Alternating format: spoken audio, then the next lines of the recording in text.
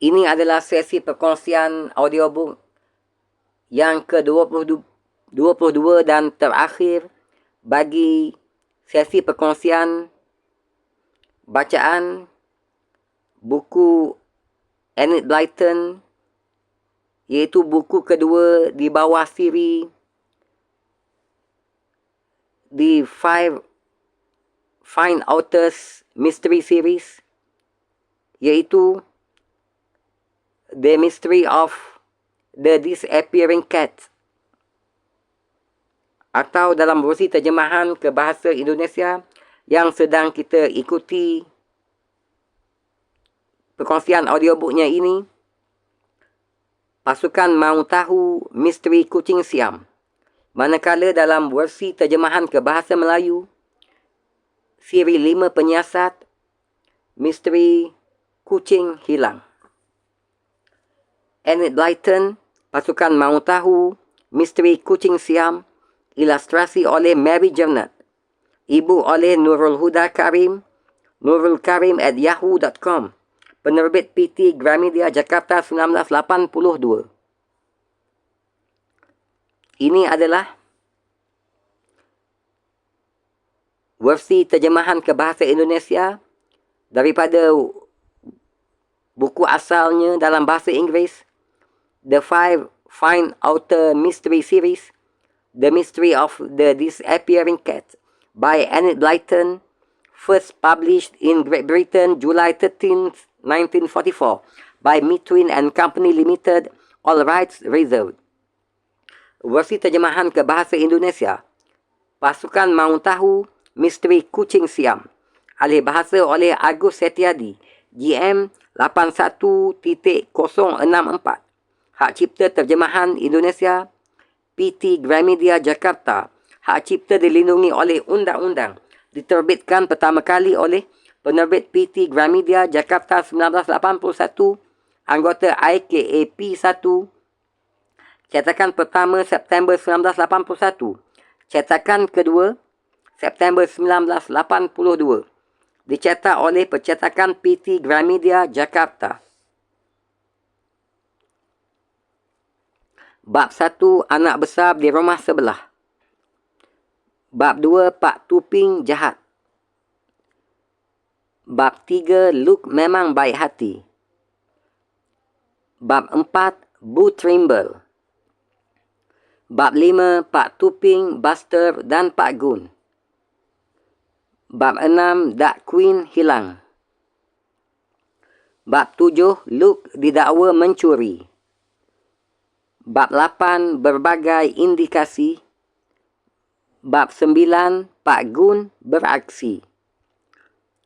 Bab 10, Pip dan Bats bertamu. Bab 11, Pergi ke sirkus. Bab 12, Melindungi Teman. Bab 13, Luke mendapat bantuan. Bab 14, Pak Gun curiga. Bab 15, Pak Gun bingung. Bab 16, Tak tersangka-sangka. Bab 17, Nasib Luke berubah. Bab 18, Hilang untuk kedua kalinya. Bab 19, Buster memang cerdas. Bab 20, Mencari jejak bau. Bab 21, Misteri terbongkar. Dan selanjutnya, bagi mengakhiri perkongsian audiobook bagi buku Pasukan Mahu Tahu Misteri Kucing Siam ini, marilah sama-sama kita ikuti kesudahannya di dalam sesi perkongsian audiobook yang ke-22 dan terakhir bagi perkongsian audiobook buku ini, dengan bab 22 dan terakhir, iaitu Akhir Kejadian. Bab 22, Akhir Kejadian. Fatty bergegas pergi. untuk menelpon Inspektor Jenks. Untung dia ada di kantor sehingga bisa langsung bicara. Pak Inspektor, kata Fatty, kami sudah berhasil menyelidiki teka-teki kucing Siam yang hilang. Bisakah anda datang ke sini supaya kami melaporkannya pada anda? Yah, kata Inspektor Jenks. Aku memang sedang berfikir-fikir hendak ke sana kerana baru saja ku terima laporan misterius dari Gun. Katanya kalian ketahuan ketika sedang berada di dalam kandang dan itu ada hubungan dengan hilangnya Dark Queen. Jadi aku tadi memang bermaksud hendak ke sana. Bagus, kata Fatty senang. Anda langsung ke tempat Lady Chandling? Ya, sebaiknya memang begitu, kata Inspektor Jenks. Jumpai aku di sana kira-kira sejam lagi ya. Sehabis menelpon, Fatty bergegas kembali untuk menceritakan kabar itu pada teman-temannya. Mereka dijumpainya sedang marah-marah. Ternyata Pak Gun telah tadi mendatangi orang tua Pip dan Bets. Ia mengadukan Bets, katanya anak itu ketahuan masuk ke dalam kandang kucing tanpa izin. Lalu polisi desa itu pergi ke ibu Fatty untuk melaporkan bahawa Fatty juga ketahuan masuk ke kandang kucing. Ibu marah sekali padaku, kata Bets. Matanya basah kerana menangis. Waktu itu kau tidak ada, Fatty. Jadi aku tidak berani mengatakan apa-apa.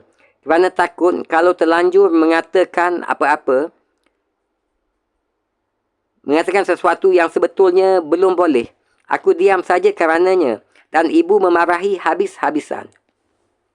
Sudahlah, Bets, kata Fatty. Sebentar lagi Inspektor Jenks akan datang ke sini.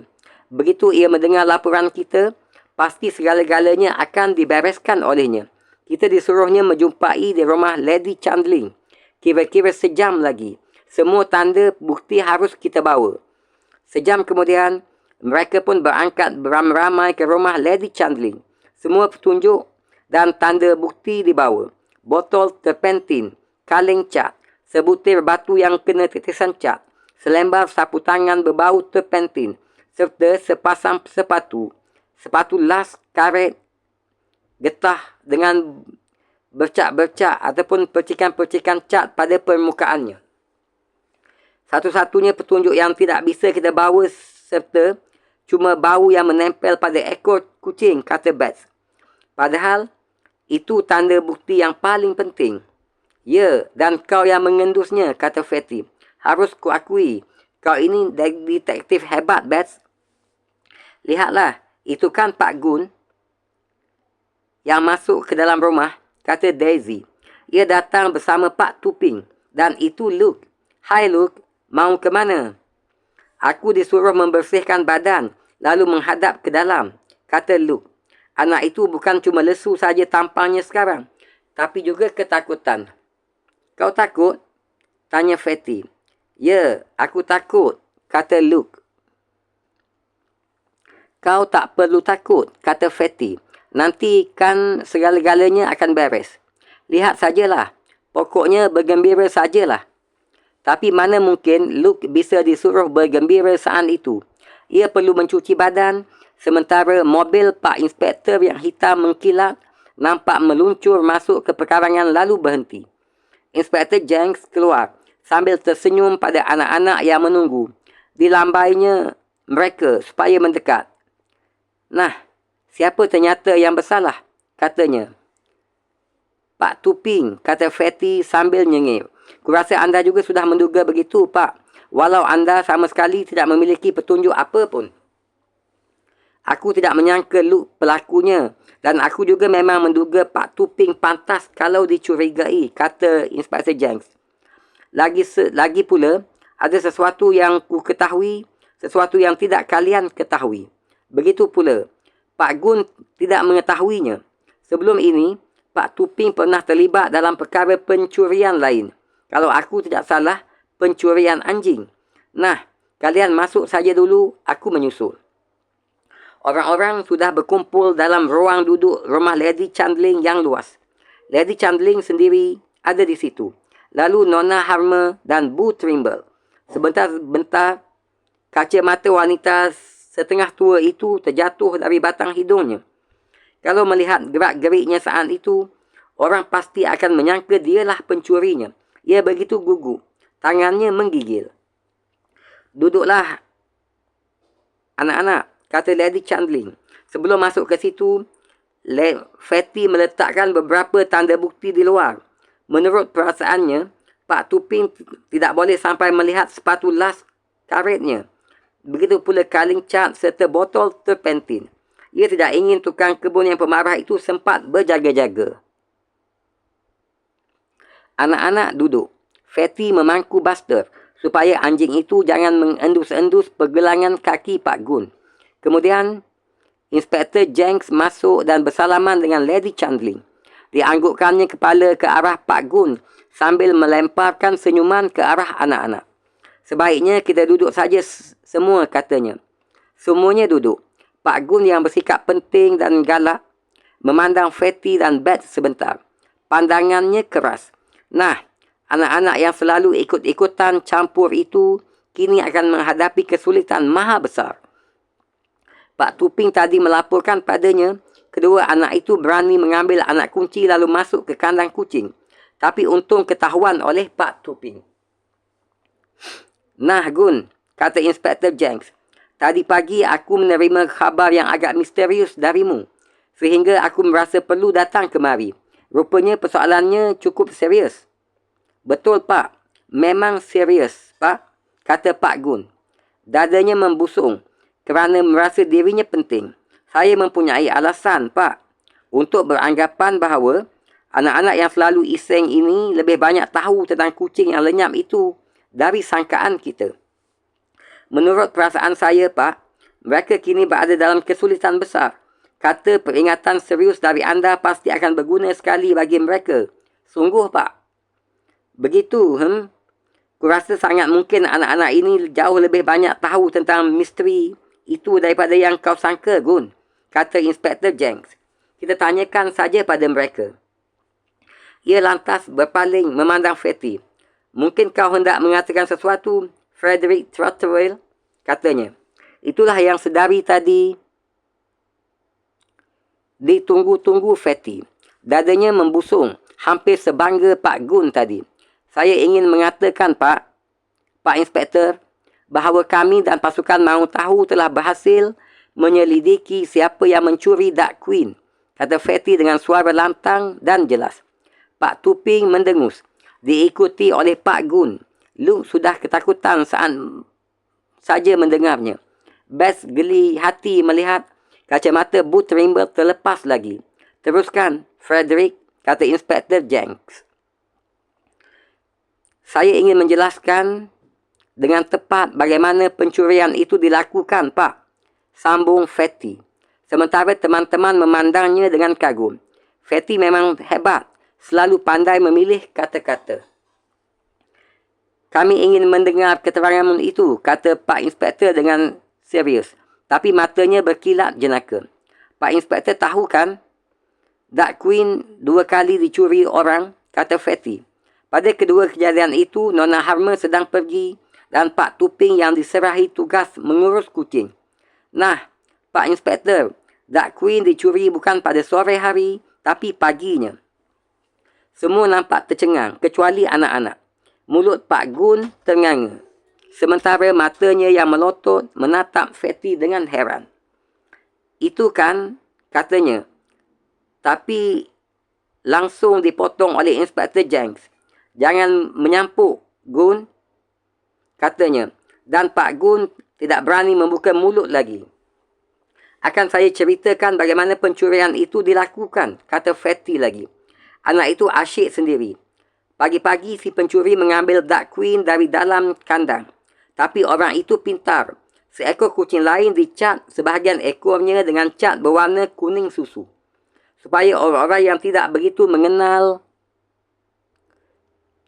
kucing-kucing itu menyangka Duck Queen masih ada di dalam kandang. Saat itu terdengar suara-suara kaget bercampur bau. Kacamata boot Trimble langsung terjatuh untuk kesekian kalinya. "Nah," kata Fatty melanjutkan penjelasannya. "Dengan begitu, semua yang datang untuk melihat kucing-kucing itu pada sore hari menyangka bahawa Dark Queen masih ada di dalam kandang. Padahal tidak. Kemudian pada saat yang tepat, si pencuri menyelinap masuk ke kandang, menghapus cat dari ekor kucing dengan lap yang dibasahi dengan terpentin. Lalu berseru mengatakan bahawa Dark Queen hilang. Jadi tentu saja semua lantas menyangka baru sore itu Dark Queen dicuri orang. Padahal hilangnya sudah pagi-pagi. Dan kerana itu semua lantas menyangka akulah yang mengambil, kata Luke menyela. Kerana cuma aku satu-satunya yang ada di dekat kandang pada sore hari. Tak ada orang lain yang datang. Betul, kata Fatty membenarkan. Itu memang termasuk dalam rencana si pencuri. Kesalahan memang hendak ditimpakan pada dirimu. Kerana itulah kau disuruh bekerja di dekat kandang kucing. Dan kerana itu pula peluit bikinanmu dimasukkan ke situ. Siapa orangnya yang melakukan? Tukas Luke. Sementara mukanya nampak merah padam kerana marah. Aku kepingin menghajarnya. Pak Inspektor meliriknya. Luke cepat-cepat duduk kembali. Ia tidak mengatakan apa-apa lagi. Dari mana segala hal itu kau ketahui? Tanya Pak Gun. Tatapan matanya memancarkan berbagai perasaan.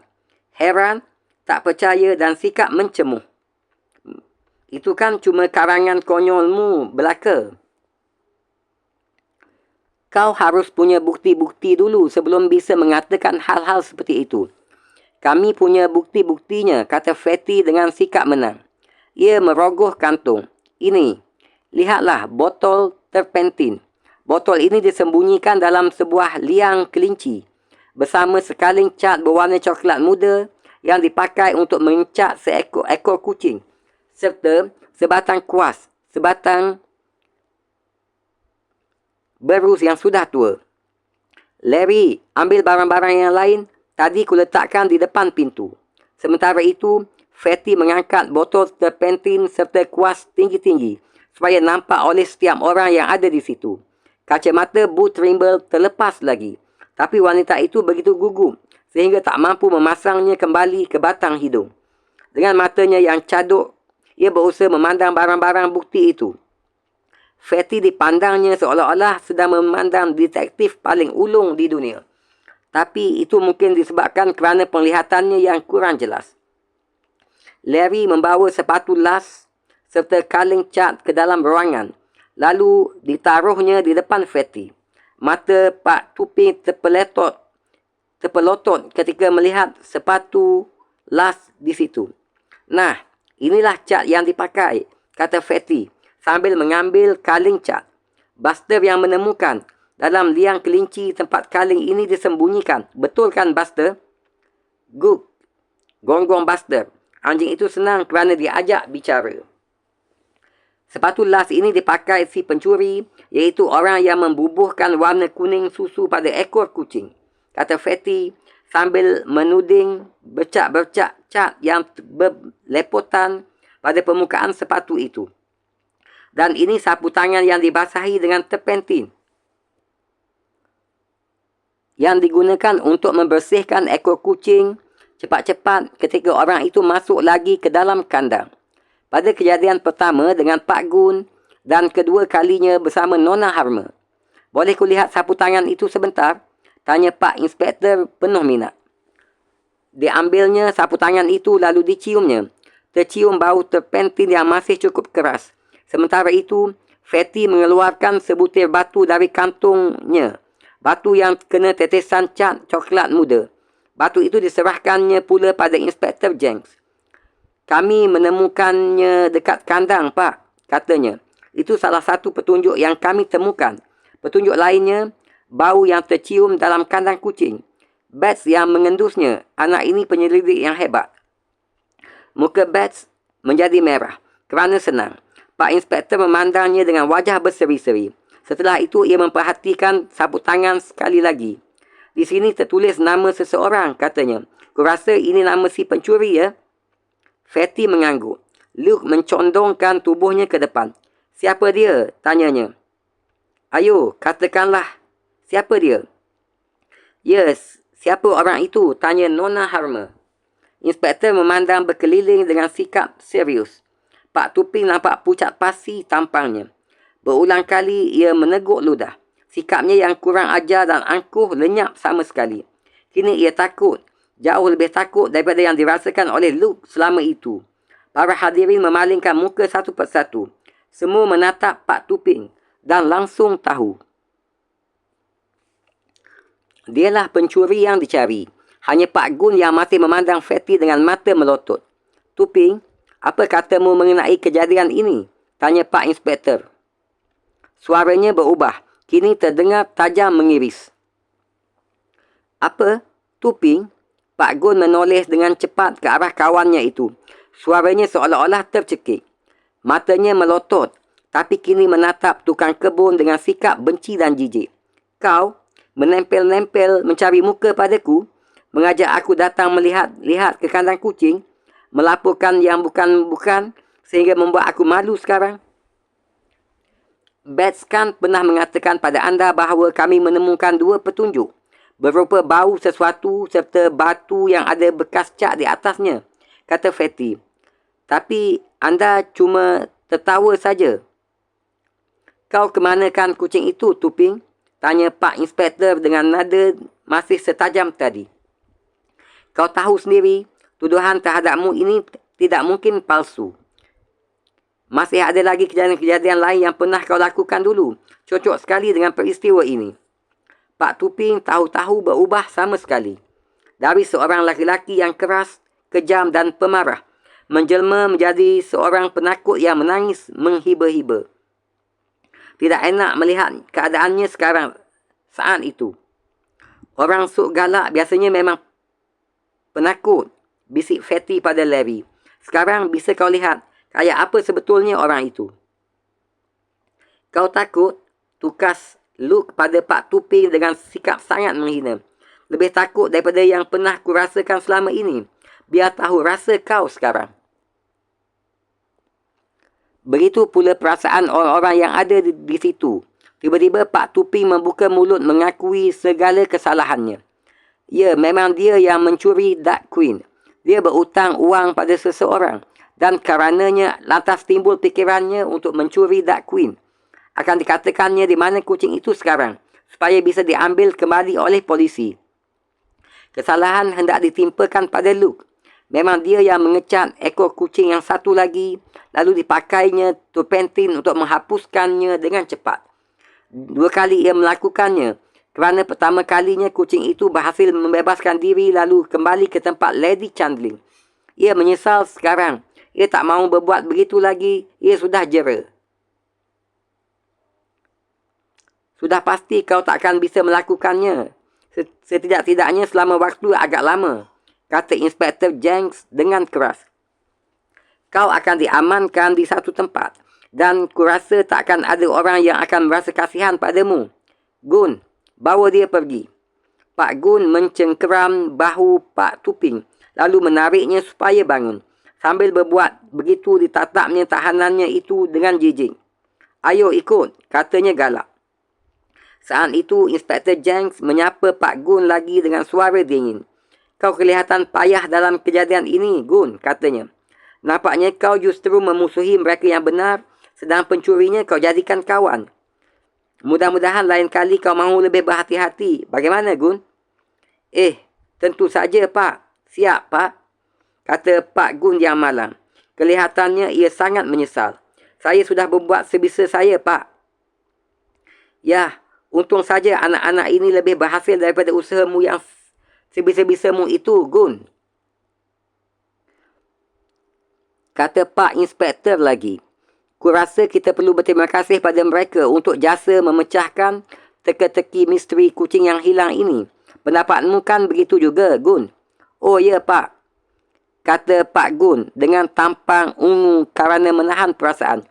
Mereka anak-anak yang pintar, Pak. Senang rasanya kenal dengan mereka, Pak. Untunglah apabila kau sependapat dengan aku, kata Pak Inspektor dengan nada agak lebih ramah.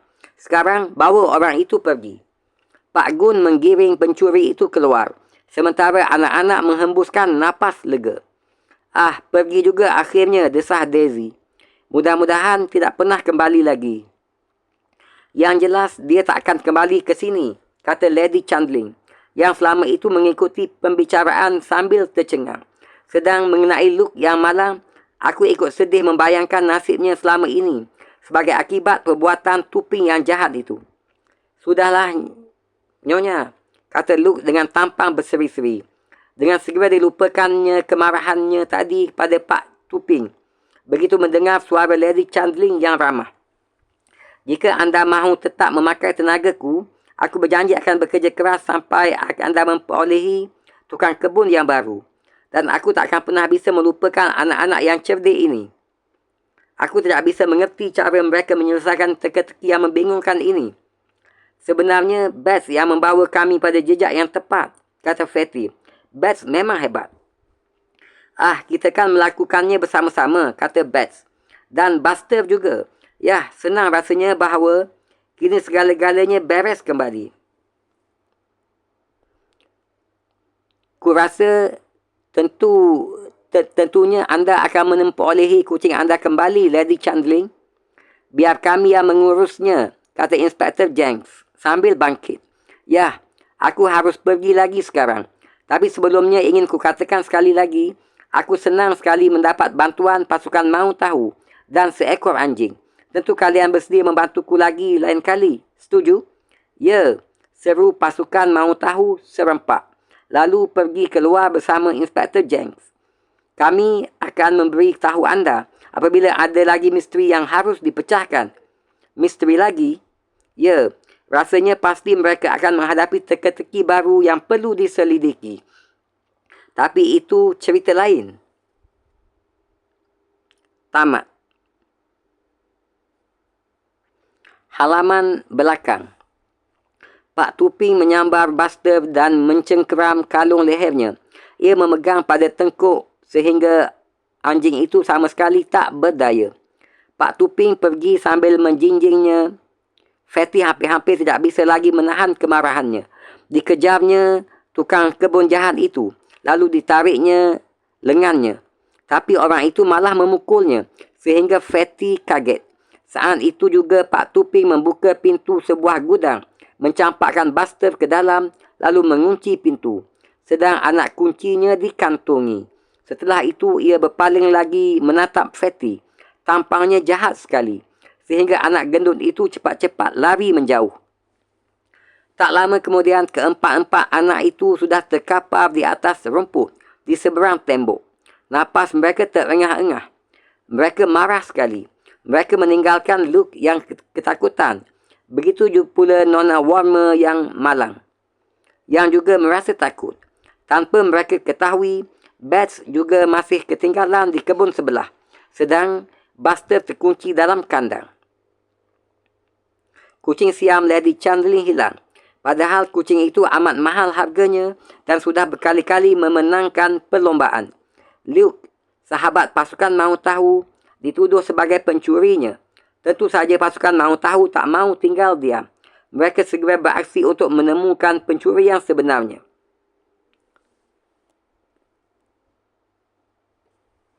Alhamdulillah, telah kita selesaikan perkongsian audiobook bacaan buku Pasukan Mahu Tahu Misteri Kucing Siam, iaitu buku kedua dari siri The Five Fine Authors Mystery Series, The Mystery of the Disappearing Cat, oleh penulis British yang terkenal Enid Blyton. Sehingga ketemu lagi dalam buku ketiga di bawah siri The Five Fine Authors Mystery Series ataupun siri Pasukan Mahu Tahu ini, insya-Allah. Terima kasih di atas kesudian mengikuti sesi-sesi perkongsian audiobook bagi buku ini. Sehingga bertemu lagi dalam sesi-sesi selanjutnya. Terima kasih.